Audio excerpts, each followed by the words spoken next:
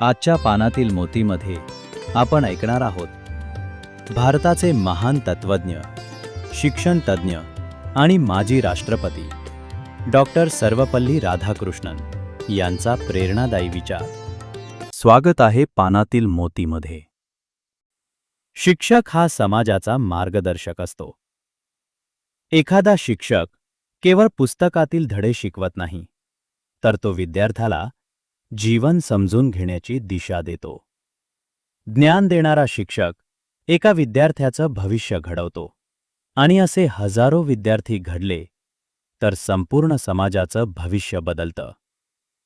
Doctor Radhakrishnan यांचा जन्मदिन 5 September भारतात शिक्षक दिन म्हणून साजरा केला जातो, कारण त्यांनी शिक्षणाला केवळ नोकरी किंवा व्यवसाय न मानता राष्ट्रनिर्मितीचं साधन मानलं.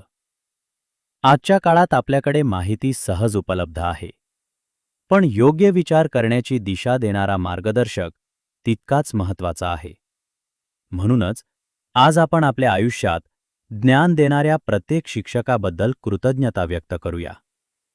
आजचा अमूल्य मोती एवढाच: ज्ञान देणारा शिक्षक अनेक पिढ्यांचं भविष्य घडवतो.